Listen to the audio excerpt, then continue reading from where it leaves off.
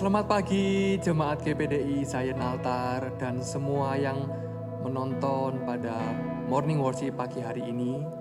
Mari kita sama-sama rasakan kembali kebesaran Tuhan pada pagi hari ini. Ya.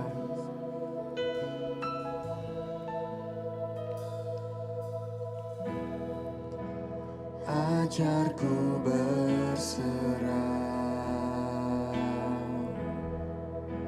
kuasai mataku, bahwa Kau besar, menggenggam hidupku.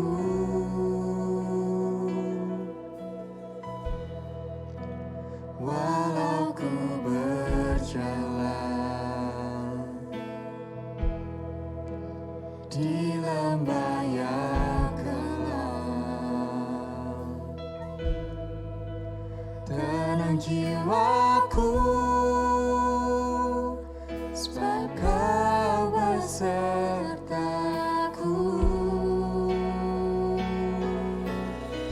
Selama ku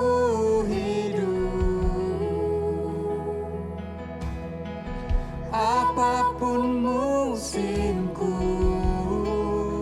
ku percaya kebesaran-Mu, kekuatanku di dalam-Mu. Ku serahkan hidupku, akui kuasa-Mu, ku serukan kebesaran-Mu. Masa depanku terjaga di tangan-Mu. Haleluya, Kau yang berkuasa Tuhan. Haleluya.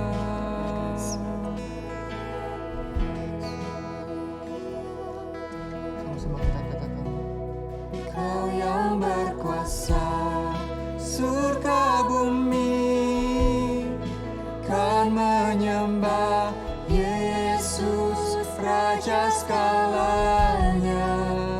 Kau yang berdaulat, surga bumi kan menyembah Yesus, Raja segalanya. Kau yang berkuasa, surga bumi kan menyembah Yesus, Raja segalanya. Kau yang berdaulat, surga bumi kan menyembah Yesus, Raja selamanya.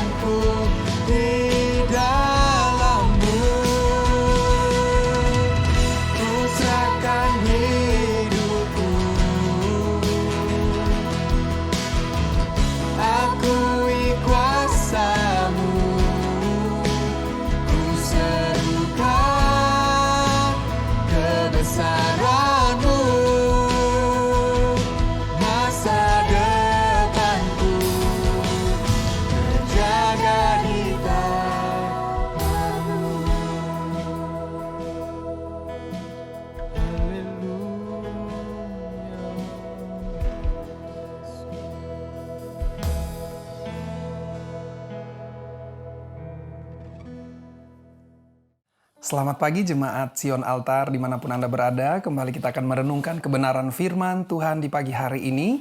Dan firman Tuhan terambil di dalam kitab Pengkhotbah pasalnya yang ke-12 ayat yang ke-13. Saya akan bacakan demikian.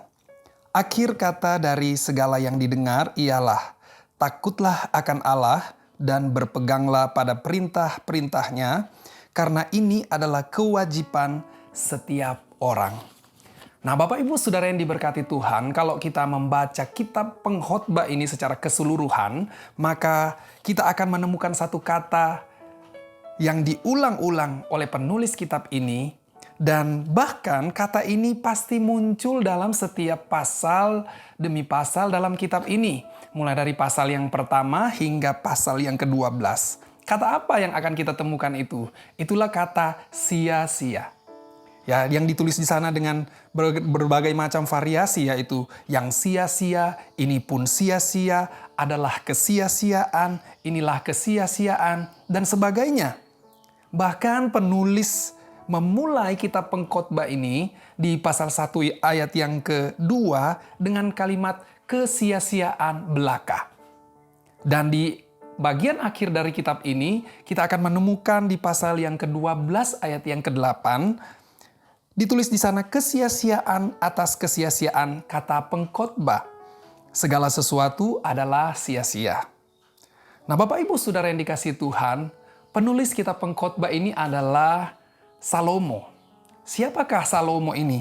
Kita tahu bersama dia adalah seorang raja yang besar, seorang raja yang penuh dengan hikmat Allah, seorang raja yang dianugerahi kejayaan, kemakmuran di masa pemerintahannya.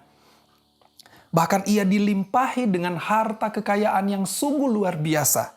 Dikatakan bahwa sebelum dan sesudah Salomo, tidak ada raja lagi yang sebesar Raja Salomo. Bapak Ibu Saudara, tetapi kalau kita melihat di masa tua Raja Salomo ini, oleh ilhaman Roh Kudus dia boleh menulis kitab Pengkhotbah ini, dan kita boleh belajar bersama bahwa ternyata segala sesuatu yang dilakukan oleh manusia, segala sesuatu yang dinikmati oleh manusia, bahkan segala sesuatu yang dicapai oleh manusia selama dia ada di dunia ini, merupakan kesia-siaan dan kesia-siaan. Kita bisa baca itu dalam keseluruhan kitab Pengkhotbah. Kenapa? Karena segala perkara dalam dunia ini tidak akan sanggup memuaskan jiwa manusia. Bahkan segala pencapaian-pencapaian manusia di dunia ini tidak akan dibawa sampai kepada kekekalan. Dikatakan bahwa itu sama seperti menjaring angin. Ya, bagaimana ya kalau kita menjaring angin?